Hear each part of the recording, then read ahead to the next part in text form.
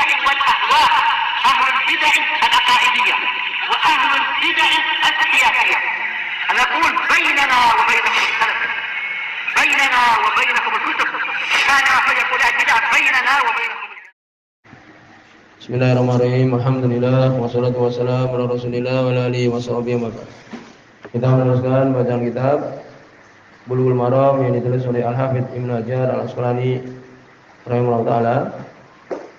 Kita masih di kitab shalah, kitab yang kedua setelah kitab Thaharah. Di kitab Bulughul Maram ini bab yang ketiga, bab syurutus shalah, bab syarat-syarat salat.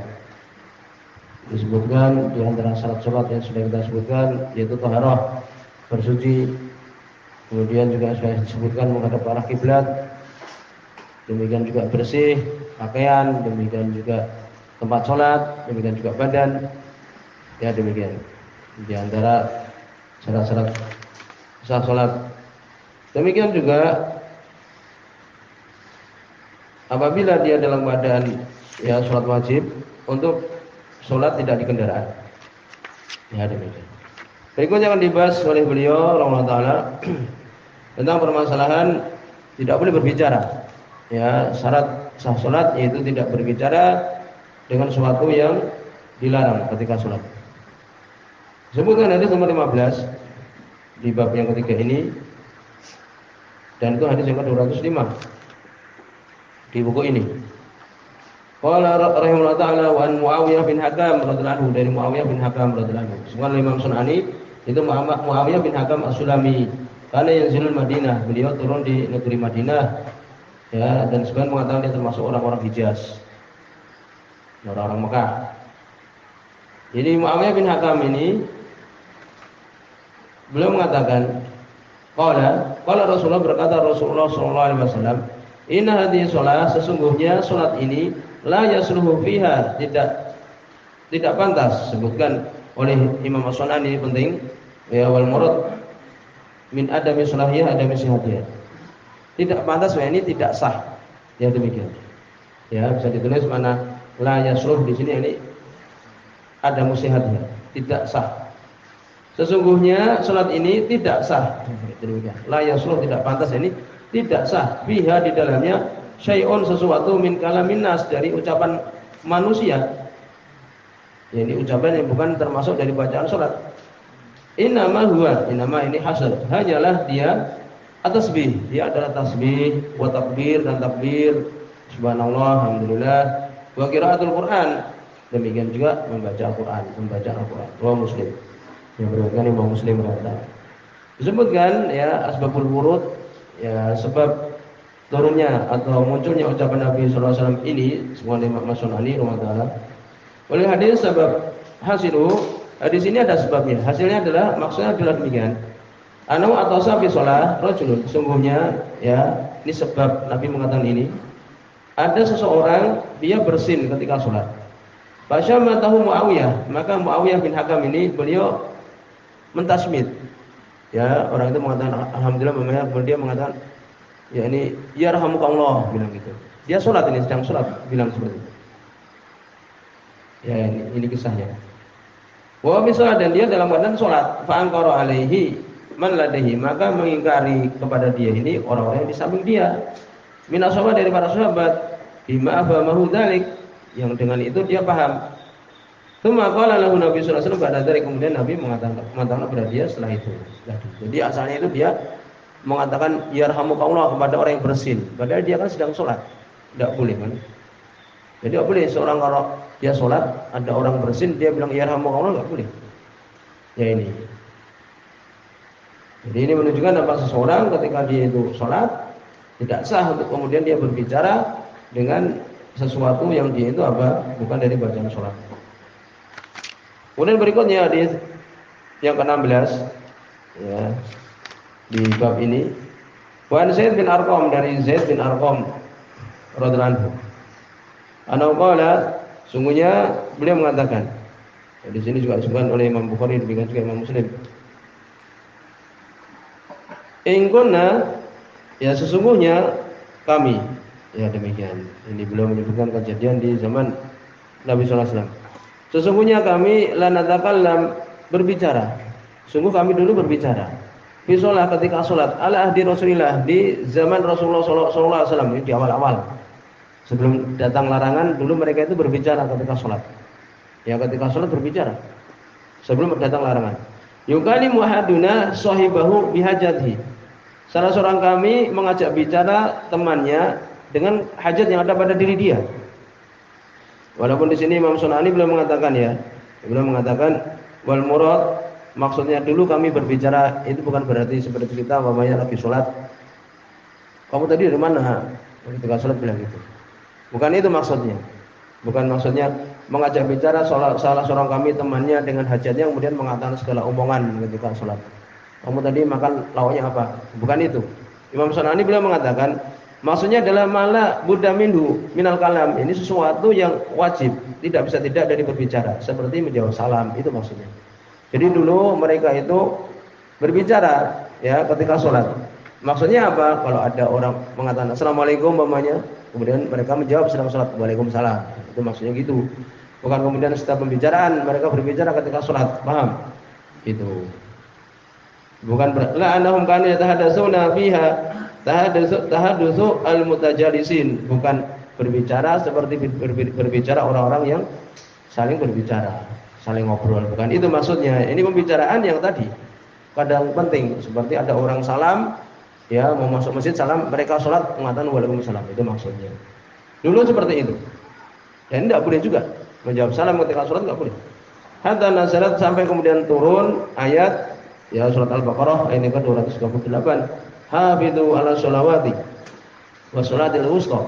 Jagalah oleh kalian salat-salat, ini salat 5 waktu, wa sholatil wusta. Wa sholatil wusta ini dan salat pertengahan. Disebutkan dalam riwayat Imam Muslim, salat apa itu? Salat Asar. Menunjukkan salat Asar penting, salat Asar itu. Bahkan disebutkan dalam hadis, barang siapa tidak salat Asar seperti keluarga dan hartanya hilang. Ya. Maka turunlah ayat ini, hafidzu 'ala sholawati wa sholatil wusta wa qumu lillahi qanitin. Ya, inilah ayat yang melarang mereka berbicara ketika salat. Wa qumu, dan berdirilah kalian lillah, untuk Allah Subhanahu wa taala, salatlah kalian untuk Allah. Qanitin, apa makna qanit? Qanit yakni wa umirna bisukut, kami diperintahkan untuk diam. Wa nuhina 'anil kalam, dan kami dilarang untuk berbicara. Muttafaqun alaih, hadis Bukhari dan Muslim.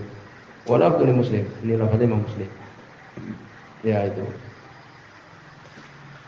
Maka di sini Imam Nawawi belum mengatakan sebagai Imam Sunani, ini dalil ala tahrimi jami'an wa il kalamil adamiyin. Di sini ada dalil haramnya, tidak boleh semua jenis dari ucapan-ucapan Bani Adam.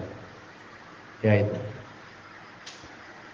Kemudian juga sebagai Imam Sunani ini di sini belum menyebutkan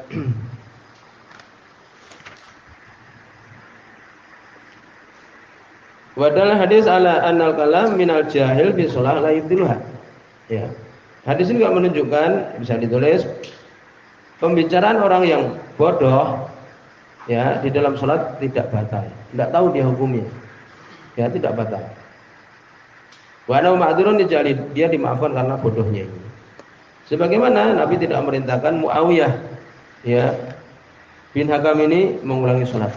Kan itu. Dia memang melakukan kesalahan tapi tidak diperintahkan untuk mengulang sholat. Jadi kalau orang itu bodoh atau juga disebutkan yaitu apa, orang itu lupa dia berbicara ketika sholat, ya maka sebenarnya tidak batal sholatnya. Kemudian juga disebutkan ya di sini ada beberapa permasalahan.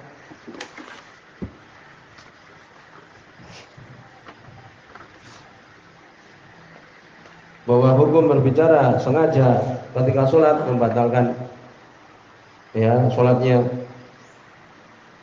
Bagaimana kalau dia mengucapkan kalimat untuk membenarkan sholat umpamanya? Umpamanya imamnya itu harusnya dia duduk tasyahud akhir. Selesai nih 4 rakaat sudah, dia berdiri. Tapi dia dikatakan subhanallah, umpamanya bingung, dia nggak tahu apa maksudnya subhanallah. Dia tetap berdiri terus. Ya, bagaimana? Apakah boleh kemudian mau mengatakan duduk kamu, bilang gitu, atau bilang bahasa Arab ijlis? Tidak boleh. Jadi walaupun untuk memperbaiki sholat, ya dengan mengatakan duduk atau apa, ya maka nggak boleh. Sholatnya orang yang memperingatkan itu batal. Adapun kalau tadi lupa ataupun bodoh maka tidak membatalkan sholat. Demikian juga orang yang menyangka sholatnya selesai, padahal mic-nya kan mati ya. Mic-nya mati, dikira sudah salam. Kemudian berbicara umpamanya. Ya, kemudian ternyata hidup lagi mic-nya belum selesai sholatnya. Maka disebutkan seperti ini, menyangka dia sudah selesai sholatnya, ternyata belum, tidak batal ya. Wallahu a'lam.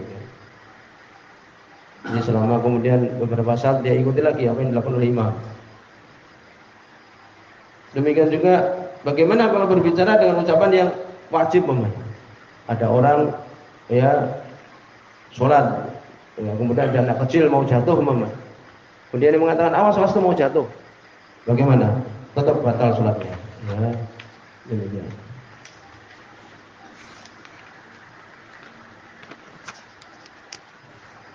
Berikutnya ya hadis nomor 17 di bab ini. Berikutnya adalah tentang masalah bagaimana membenarkan apabila imam itu dalam sholatnya salah atau terjadi suatu. Hadis yang ke-17, wa Nabi Hurairah dari sahabat Abu Hurairah radhiyallahu anhu. Hadis muttafaqun alaih. Qala beliau mengatakan qala Rasulullah, berkata Rasulullah sallallahu alaihi wasallam, at-tasbihu lirijal. Tasbih ini ucapan subhanallah untuk laki-laki, wa tasfiqul nisa, dan tepuk tangan untuk perempuan-perempuan. Muttafaqun alaih, hadis Bukhari dan Muslim. Zada Muslim, Imam Muslim menambahkan fi shalah, ketika salat. Ya, ini jelas berarti Imam Syafi'i boleh mengatakan di sini hadis ini menunjukkan dalil ala annahu yusra liman nabahu bi shalah, disyariatkan untuk orang yang terjadi suatu dalam salat amrun minal umur, perkara dari perkara-perkara. Nah, yaitu apa? Seperti terjadi suatu dalam salat seperti ingin membenarkan imam, tambih, memberikan peringatan pada imam, atau terjadi suatu yang dia lupa imam tersebut. Ya dengan tadi. Kalau laki-laki dengan apa yang mengatakan subhanallah. Namanya imamnya harusnya dia duduk tasyahud awal mamanya. Dia berdiri subhanallah, kemudian dia duduk imam tersebut.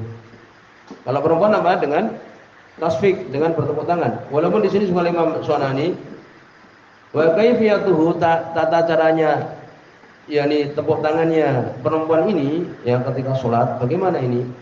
Sebutkan Imam Sunani kama qala Isa bin Ayyub, sebagaimana ucapan Isa bin Ayyub, bisa ditulis walaupun apa? Walaupun tidak disyaratkan ya, tapi ini lebih pantas kelihatan daripada tepuk tangan, benar-benar tepuk tangan ketika sholat. Itu apa? Antudrab bi usbu'aini, bisa ditulis tata cara tepuk tangannya itu adalah memukulkan dua jari min yaminiha, dari tangan kanannya, ala kabihal yusra, atas telapak tangan yang kiri. Jadi bukan semua telapak tangan yang kanan itu tidak, tapi dua jari saja di telapak tangan yang kiri. Ya gini. Tidak terlalu keras kan demikian. Ini disungkan demikian. Walaupun dalil enggak ada. Kalau mau tepuk tangan biasa bagaimana? Ya boleh saja, tapi kan bikin keributan. Ya wallahu alam demikian. Jadi bagusnya dengan cara seperti itu. Dua jari di tangan kanan dengan apa? Telapak yang kiri. Maka di sini diambil oleh para ulama, disyariatkan ketika terjadi kesalahan. Kemudian bagaimana kalau perempuan ini sholat bersama dengan perempuan, semuanya perempuan? Disebutkan di situ ada riwayat Imam Bukhari dalam hadis yang masyhur ketika waktu itu ya Aisyah ditegur oleh ya saudara perempuannya yaitu Asma binti Abi Bakar di surat Kusuf. Ana Aisyah sabahat, yakni Aisyah mengucap tasbih. Ya, ini menunjukkan apa? Kalau yang sholat perempuan semua, maka perempuan ya dengan mengatakan subhanallah. Jadi tadi bagaimana kalau tepuk tangan itu kalau ada laki-laki? Semuanya laki-laki nggak ada yang paham mamanya. Ya, nggak tahu kalau imamnya salah, maka perempuan boleh kemudian tepuk tangan tadi. Tapi kalau semuanya perempuan, maka bagaimana? Maka dengan apa? Bertasbih boleh. Tasbih mereka. Jadi kalau semuanya perempuan, maka bertasbih. Ya demikian. Karena tidak ada di situ yang mahdzur, sima'ur rijal saut mar'ah, mendengar yang laki-laki suara perempuan, karena semuanya perempuan itu. Kemudian juga disebutkan bagaimana membenarkan imam ketika dia itu ya salah, boleh. Ya, membenarkan imam ketika itu salah ya adalah boleh. Bahkan kalau surat Al-Fatihah Syekh Utsaimin boleh mengatakan wajib membenarkan. Ya demikian. Kemudian disebutkan bagaimana ini juga penting. Seseorang yang dia itu bersin, bilang alhamdulillah boleh enggak? Hadis Muawiyah bin Hakam tadi kan mengatakan sesungguhnya salat itu kan takbir, ya berzikir. Ya demikian juga yani lafadznya yaitu ya tasbih, takbir dan baca Al-Qur'an. Bagaimana kalau dia ketika bersin mengatakan alhamdulillah? Paham?